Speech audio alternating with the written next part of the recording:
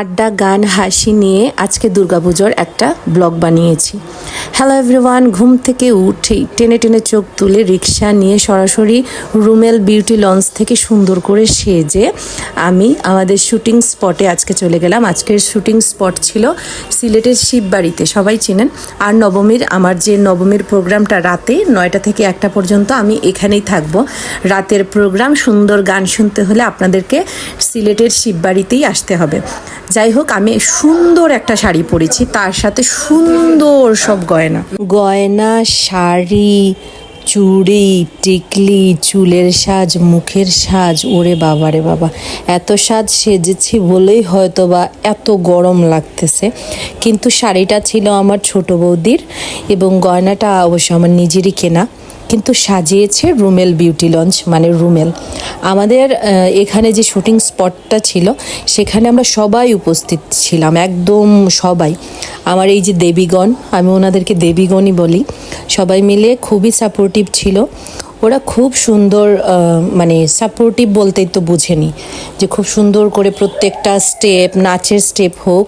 By the way, আমার পিছনে যে আওয়াজগুলো হচ্ছে ওইগুলো একটু ইগনোর করে চলবেন, কারণ ভয়েস দিতে হলে জানি না কেন দুনিয়ার যত সাউন্ড আছে সব কিছু চলে আসে। তো উমাদি সবাইকে ডান্সের যে স্টেপগুলো সেগুলো দেখিয়ে দিচ্ছিল, আর আমি একটু টুকটাক ছবিও তুলছিলাম, ওদের ডান্সও দেখছিলাম।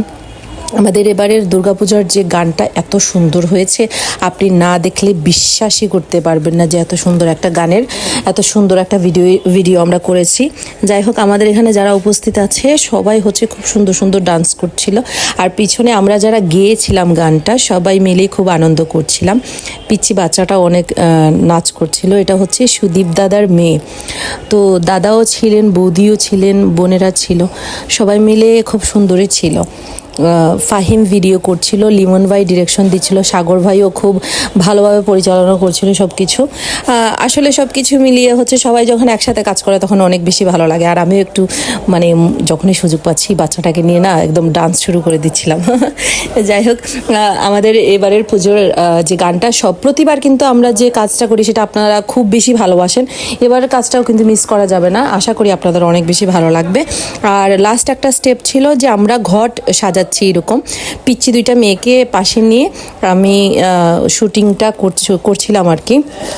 পিছনে মহাদেব বসে আছেন, সেটাও একটা ভালো একটা অনুভব দিচ্ছিল আমাদেরকে। তো পিচ্চিটা বসছিল, ওকে বসাই দিচ্ছিলাম সব জায়গায়, কারণ আমার মনে হয় যে ঈশ্বরের আরেকটা রূপ হচ্ছে বাচ্চা, যে কিনা খুবই পবিত্র একটা ভাইব আমাদের দেয়। সুদীপ দাদার মেয়েটা না থাকলে আমাদের শুটিংয়ে এত মজা হতো না, কারণ ও ছোটো বাচ্চা, তো ওকে নিয়ে আমাদের সময়টা কেটে যাচ্ছে।